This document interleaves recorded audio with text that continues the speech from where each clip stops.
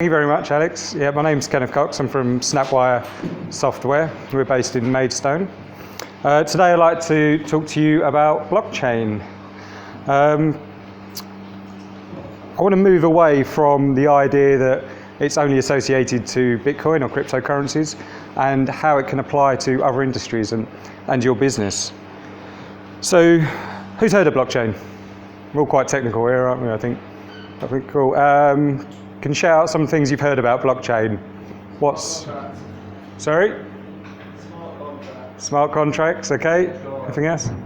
Decentralized, yeah, excellent. Sorry?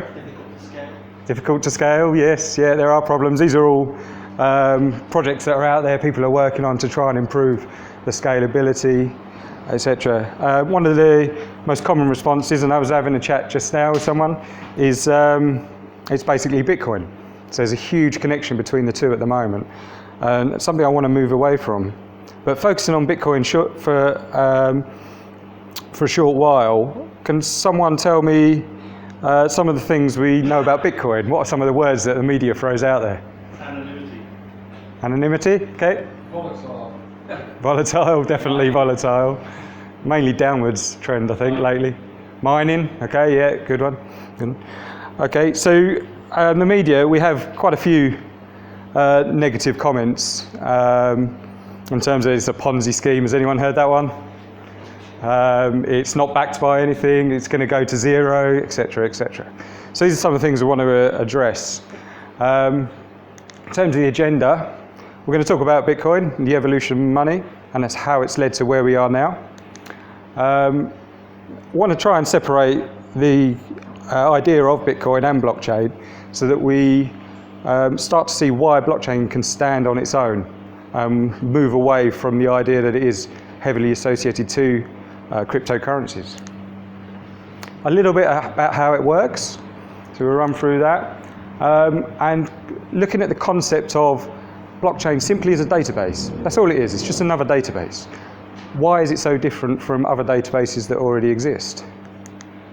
And then we'll start to look at some real world case studies and why we should start looking at this for your business. Can it help your business in any way? Okay, so your business case. So the media comments, as we mentioned, these are quite common. Over the last few years, someone mentioned volatile, that's one of the key ones. It's a scam, Ponzi scheme, it's probably worth zero. This one, you'd be crazy to spend Bitcoin. But why would you be crazy to spend Bitcoin? If it gets you what you want, why does that make you crazy? Some interesting comments, but it is the media, so we can take that with a pinch of salt. But then we look at some of the people who back that up. We have JP Morgan's Jamie Dimon, calls it a fraud. We have arguably one of the best investors of our lifetime, call it rat poison squared, which I think is fantastic diss. And then if you are an investor in cryptocurrencies, you undoubtedly would have heard that a lot of these exchanges have been hacked. Millions of dollars worth of, or pounds worth of cryptocurrencies have been stolen. So it's not a great start for the cryptocurrency industry. So you can understand why the media are picking up on this and why it gives a bad perception of this technology. So let's flip that on the other side. Let's look at some of the positives that we've got out of this. So for Bitcoin, we have Eric Schmidt. It's a remarkable cryptographic achievement. Okay. Of the chairman of the Federal Reserve in the US saying it has long-term promise. So these are credible people, similar industries that are talking the opposite side of the coin, if you like. Right. And this one, for me, is the key one. It says, know that people were skeptical when paper money displaced gold. So let's look at that for a minute. So before cryptocurrencies, before digital currencies, before paper money, people used to barter. So they trade goods and services directly. So for example, a farmer would trade food, sheep, for tools maybe. So imagine we never progressed from that. We'd never evolved to trading paper money. You can imagine a time when the farmer is herding his sheep down the high street to the Apple store to buy the latest iPhone. It's just not practical. Okay, you couldn't do this. So you had to have this evolution of money. And I firmly believe that cryptocurrency is that evolution. And the only reason for that is because of what the blockchain offers. Okay. So, can I borrow you for 1 minute, Alex? I'm really sorry.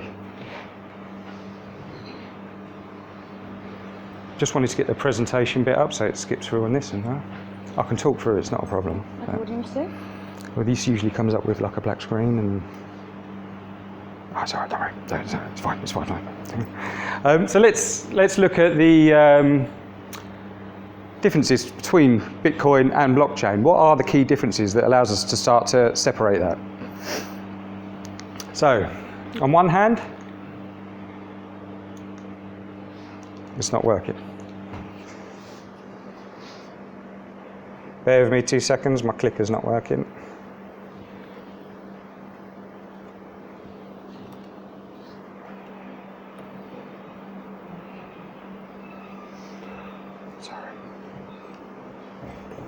Sorry guys. Sorry, bear with me 2 seconds.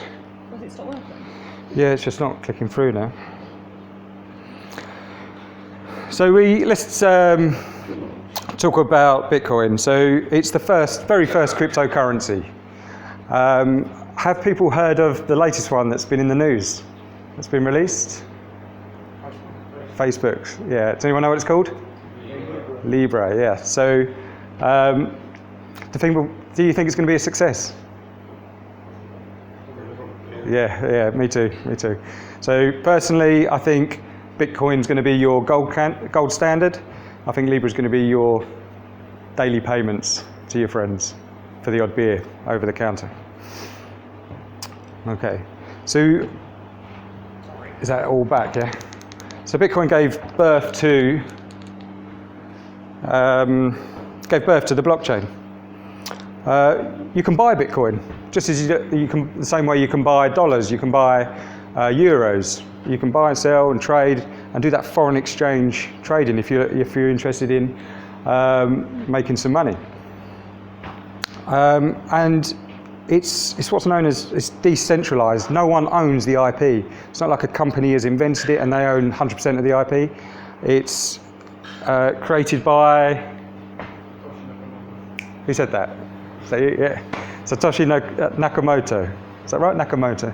Yeah. Who no one actually knows who he is. They are, she is, fictional character. So it's quite an interesting conception. The blockchain, on the other hand, is a revolutionary technology. It has Bitcoin to thank for its birth, but again, as we mentioned, we'll start to look at why it can now move away on its own two legs, and can be used as middleware in software. It doesn't have to be used just for financial payments. We mentioned it's pretty much just a database. It can be used in other applications as well, and we'll start to look at what some of those are. So I think it's fair to say that the Bitcoin to work needs the blockchain, but the blockchain doesn't need Bitcoin. Okay? So, how does it work? What makes this blockchain independent, and how does it start to compare to databases as we know right now? So the internet has allowed us to do this. This peer-to-peer technology, the internet as a whole, has allowed us to create this distributed network. And our advances in cryptography and networking have allowed us to achieve this. It allows us to build trust in a trustless world. This is quite an interesting comment. Can anyone give me an interpretation of what that is? Why we're saying that about Bitcoin?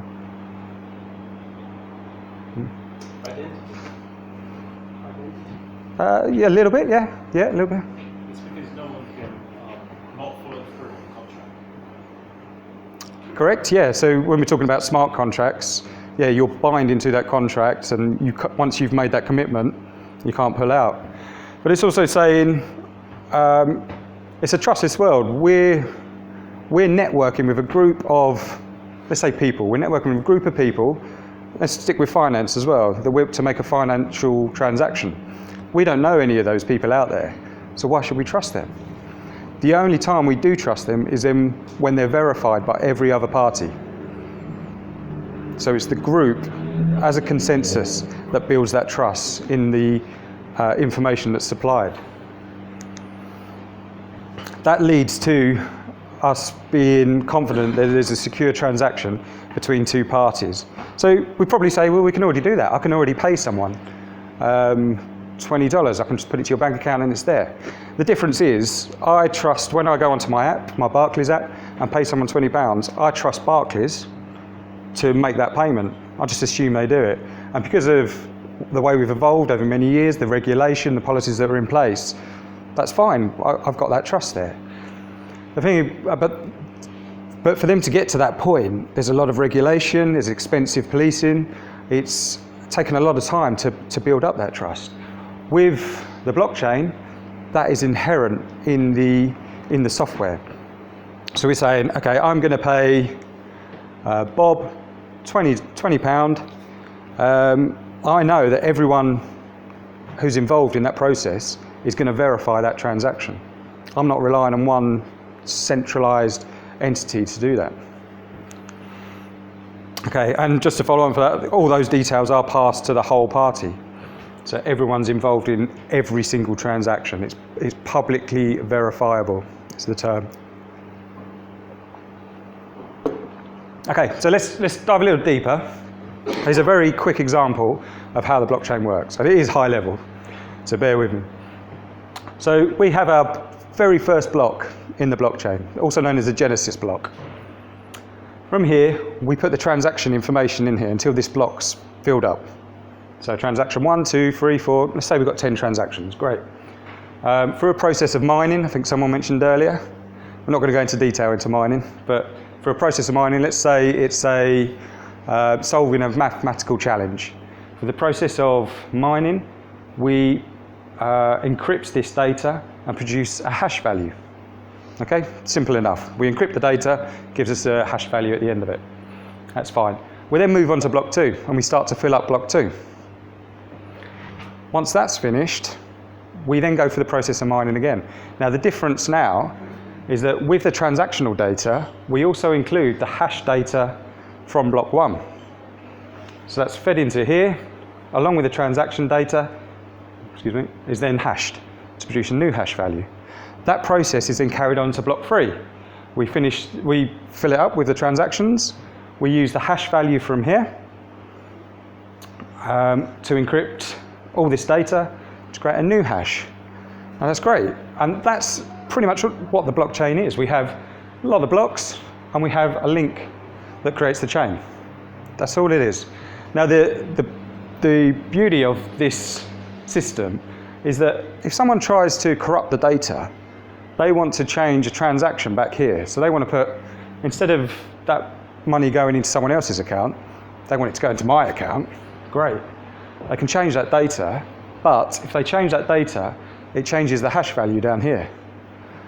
And if you change the hash value down here, it changes what's passed into here and the hash value here. So straight away, you can see that there is a discrepancy in the blockchain. So one party trying to do that will be identified by everyone else as being corrupt. Yeah? So those parties that identify the corrupt party will be able to replace that. They'll say, no, sorry, there's something dodgy about your transaction history. We'll get rid of it and replace it with the new lot. And that, at a very high level, is what blockchain is. There's a great video here, anders.com/blockchain. If you are interested, it gives a very, very good demonstration of how it works. And there's a website you can go to and play with it. And it's incredible in how well it explains the technology. Okay, so just to summarize the differences we have there, and the main, excuse me, sorry, this clicker's not working.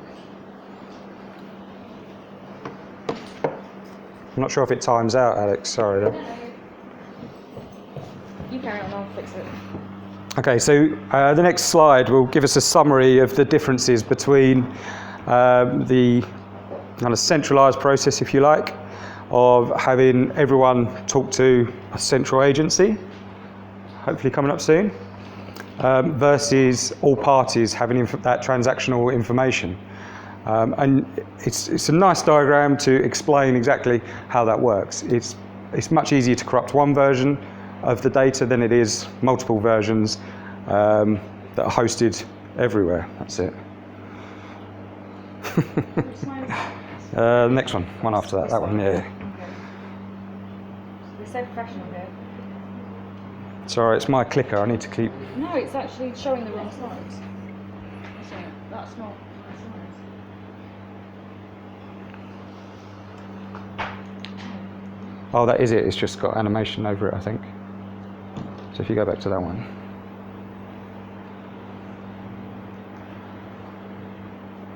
Yeah, because it's not playing properly. No, it's actually showing the wrong slide. Sorry, guys. No. Ah, that's what I want, that one.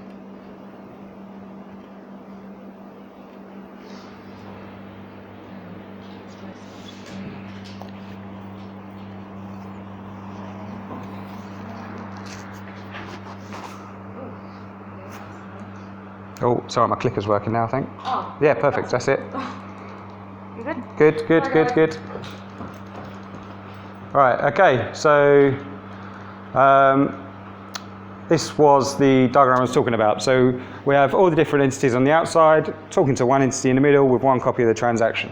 The difference being the distributed solution allows every entity to have a copy of the transaction history. Okay? You corrupt one there, it's very hard to ensure that data is correct. You corrupt one here, the other three will point that out as being invalid. So worth remembering these diagrams here, because they'll come up later on. I want to do a little bit of an exercise. So we can see here we have multiple stakeholder verification, secured cryptographically. And it's inexpensive and immutable. So again, these are probably the two major benefits we'll get compared to the existing financial institution, if you like. So immutable basically means it can't be changed. Data cannot be changed. So based on that diagram we saw earlier, we saw that if you change something, we identify it as corrupt straight away. That's how this guarantees the integrity of this data. So, based on that information, I've been looking at this for about a year, and I've tried to simplify it there. And I was at the point that Doris was here, something thinking, what the hell's going on? How are you? Are you feeling all right at the moment? Are there any questions at this point? All good, right. So, let's look at the databases. So we said blockchain is just a database, which that's all it is. It's just holding information, nothing else. So why does that give us any benefits over the traditional databases? So your SQL Server, your MySQL, your graph databases. What does this offer? So the guarantee that the data can't be altered is a key one. At the moment, we have possibly some of you guys will have a DB analyst that is in charge of your databases, or a team of data experts in charge of your databases. And it's only regulation and policies and et cetera that stops them from changing the data in there. With a blockchain, we don't need that. We can guarantee that the data that's there remains there. The consensus guarantees the security. So we've talked about the transaction history. So if everyone has a copy, then it's a lot harder to corrupt that data.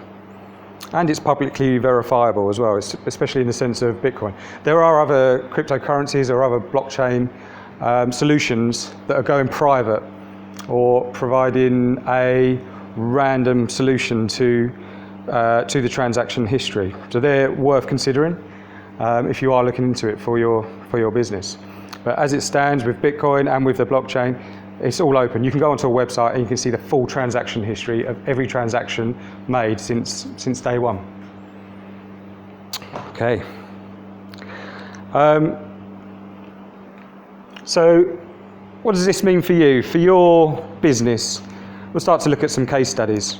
So we all like, this is the diagram mentioned earlier, but we all like a little bit of Dilbert.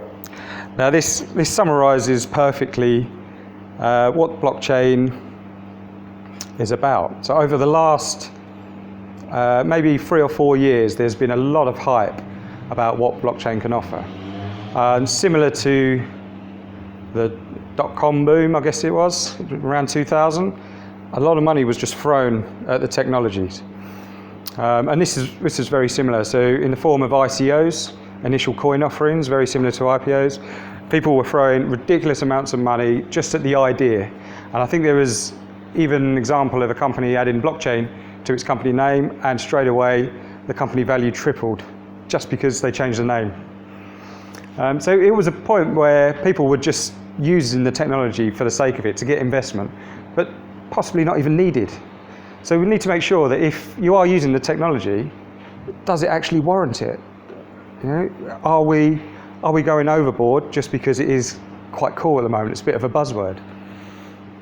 So some of the examples that are out there at the moment, we have high fidelity. Is anyone familiar with this? High fidelity? It's a virtual reality gaming platform. So people, you can go on there, you have your avatars, you design your avatar, and you can own assets. So these digital assets are worth money, quite a lot of money in some cases. So these guys are putting your digital assets on the blockchain and making sure that any transaction that goes on is secure, can be traced, and that you are the owner of that and it can't be corrupted. We have Agora. Now these guys are doing a voting system on the blockchain. So the idea being, I think we all, through the post, we get a bit of card that says who do you want to vote for. You pop down to your local voting office. Fine. These guys are doing it on the blockchain. So there's a guarantee that what you're voting for is you. There's no duplication. There's no requirement to spend lots of money counting and verifying there's only one vote per person. TE Food, completely different industry again, in agriculture. These are tracking the source of your food all the way to your dinner table. So they know exactly, and that has huge value in the agriculture industry. So they can track from source where your food's going to get onto your dinner table, where it's been, what country it's been in, what company it's been with, etc. And Zane are working closely with Porsche to improve the security. I don't know too much about these guys, but I quite like Porsches, so I'll put that in there. I thought that's fine. Now, these aren't just the only industries. They work in payments is the obvious example, but land registry, ownership of land, asset management is something we're actively looking in at the moment. Healthcare, trade, personal identification. Now this is a big one. There are lots of companies trying to do this at the moment.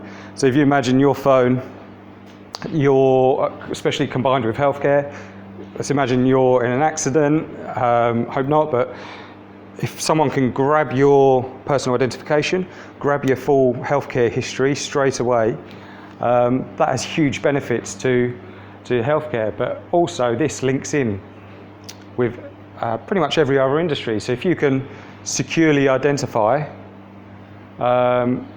yourself, that allows you to access, unlock your car, for example. There's little tricks like that the blockchain is working towards, and it's quite exciting in those areas. But we've got other industries, oil and gas, fashion. I believe, I challenge you to look for an industry that has, that doesn't have a active blockchain project going now. Worth checking out IBM. So these guys have a load of use cases in lots of different industries that will give you some good information.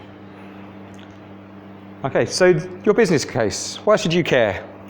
What benefit is this to you? So we have some keywords. If you do look into blockchain, these are keywords that will turn up quite a lot. So transparency, everyone can see all the activity that's going on. You can analyze all the information, see the full history, and nothing's hidden from you. The security of the blockchain, so we know it's secure, we're guaranteed the information is correct, and that no one has manipulated the data that's in there. Full traceability as well. Rarely do we have that without, again, expensive auditing, expensive processes in place. It's distributed. It always has to be distributed, not necessarily decentralized. It's slightly different terminology. So by distributed means you have the copy of the database in lots of different locations. So in terms of redundancy and backups, you're covered automatically within the software. And someone mentioned smart contracts. So fantastic innovation. I think these really came to fruition with Ethereum. So there was a guy whose name escapes me at the moment who came up with Ethereum, develops Buterin, that's it. Vitalik, was it? Vitalik Buterin. So he came up with the idea of smart contracts, which was allowing you to put more information onto the blockchain, not just necessarily using it for financial transactions, but putting other agreements in place. So any contractual information you could build into smart contracts. Okay, and one of the key things that we could look at is why else should we do it? They're all functional reasons to use a blockchain, but it also gives you a competitive advantage. It may be your competitors aren't looking at this, and if they are, they're only at the early stages. There's lots of real-world uses. So whenever you think of this, let's forget cryptocurrency, let's forget Bitcoin. It's going to have a wild ride for many years, I'm sure, but it has a real-world purpose right now. And it's great for marketing and publicity. So it is a buzzword. Let's take it for what it is. You can do some good marketing off the back of this. Are we good for time? All right, I'll wrap it up quite quickly. You can do some good marketing off the back of this, so worth taking advantage of that, in my opinion. And this fact to leave you with, a report by PwC, that 84% of companies, and these were top executives as well, are actively looking into blockchain. So it shows it's not, and this was this time last year, so that number would have grown. So it's not a passing fad, this is here to stay and here to grow. So just to wrap up, we looked at the difference between Bitcoin and blockchain. We looked at how blockchain works. Everyone got a little bit of a better understanding on how it works? Yeah, great. Looked at the benefits over traditional databases, some case studies, and some reasons to put into your business. So, thank you very much. Feel free to chat to me about blockchain. We do specialise in business software, web applications and mobile apps. I'm more than happy to chat to you about any of those. We do offer a 15-minute consultancy call just to see if there's any future work that we could collaborate on. And here are my details. Thank you very much. Any questions?